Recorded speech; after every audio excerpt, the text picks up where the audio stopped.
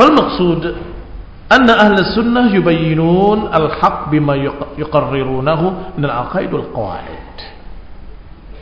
Maksudnya bahwa ahli sunnah selalu menjelaskan kebenaran dengan apa yang ditetapkan dari akidah-akidah dan kaidah-kaidah, usul, prinsip-prinsip agama yang bersandarkan pada kitab dan sunnah, mengikuti pemahaman para salafus saleh. Dan selalu ahlu sunnah membantah apa-apa yang menyelisihi dalil, apa-apa yang menyelisihi hujjah. Fala yaktafuna bi bayanil haqqi faqat. Ahlu sunnah tidak mencukupkan menerangkan kebenaran saja, tetapi menerangkan kebenaran dan memperingatkan yang salah. Ini kaidah penting.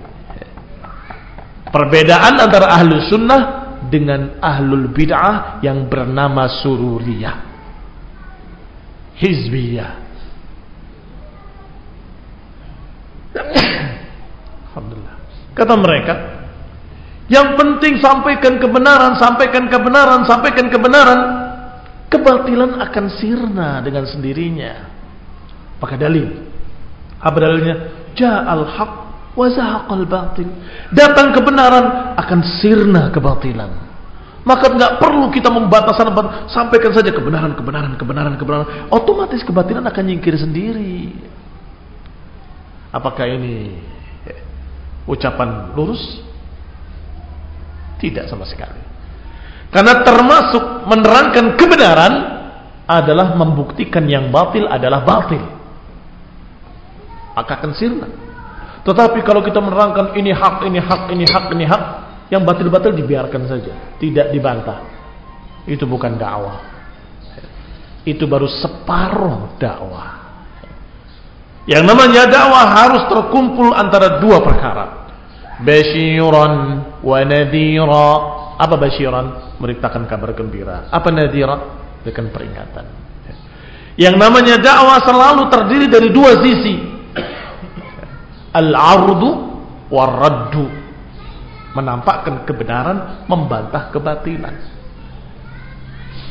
Selalu dua perkara, al-itsbat wan-nafi. Menetapkan yang hak, menafikan yang batil. Oleh karena itu lafzul jalalah atau lafz tauhid terdiri dari dua sisi. La ilaha illallah. Tiada yang berhak diibadahi kecuali Allah. Ada dua sisi. Sisi pertama membantah, tidak ada yang berhak diibadahi. Ini tidak berhak, ini enggak berhak, ini enggak berhak, ini enggak berhak. Baru kemudian tetapkan bahwa ibadah harus pada Allah Ta'ala. Kalau separuh saja belum dikatakan kalimat tauhid, belum memasukkan seseorang ke dalam Islam. Saya masuk Islam dan saya bersaksi hanya Allah yang saya sembah, atau dengan kalimat a'budullah, saya masuk Islam, saya berikrar akan menyembah Allah. Sudah cukup? Belum. Harus katakan tidak ada sembahan yang lain, hanya Allah yang sembah. Harus dua-duanya. Ikhwani fillah, azakumullah. Maka yang namanya dakwah harus ada dua sisi, menerangkan kebenaran dan membantah kebatilan. Itulah ahlu sunnah. Ahlu sunnah yubayyinuna al-haqqa bima yuqarrirunahu min al-aqaid wal qawaid wal usul mustanadah ala al-kitab was sunnah ala fahmi salafus salih. Ini sisi pertama, menjelaskan kebenaran dengan kaidah-kaidah usul, dengan prinsip-prinsip yang berdasarkan kitab dan sunnah. Sisi kedua, wa yarudduna ma khalafa dzalika bid-dalil, membantah semua yang menyelisihinya. Fala yaktafuna bi bayanil haqqi faqat, maka tidak mencukupkan hanya menerangkan kebenaran saja. La budda min raddi ma yukhaliful haqq, harus menerangkan, membantah yang menyelisihi kebenaran. Hatta yakuna ad-din safiyan khalisan, hingga agama ini bersih, sehingga murni agama ini tidak dikotori dengan berbagai macam pemahaman-pemahaman sesat. Wa hakadzal Qur'an, demikianlah Al-Qur'an, menerangkan kebenaran, membantah kebatilan, menerangkan tauhid, membantah syirik. Demikian pula Rasulullah SAW,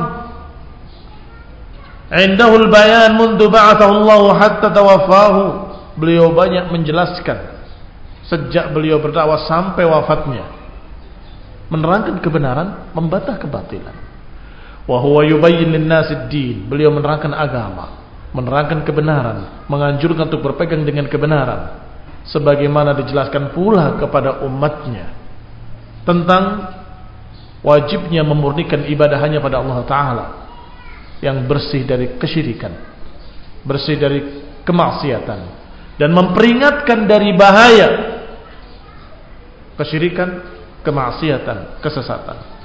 Demikianlah dakwah beliau sampai wafatnya sallallahu alaihi wa ala alihi wasallam, dan diikuti di belakangnya masya ashabuhu wal a'immah, diikuti oleh para sahabatnya dan para imam-imam setelahnya sampai hari ini.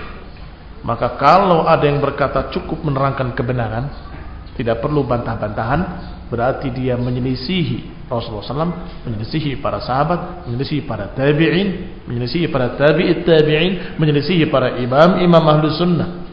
Maka tidak pantas dikatakan ahlus sunnah, apalagi salafi.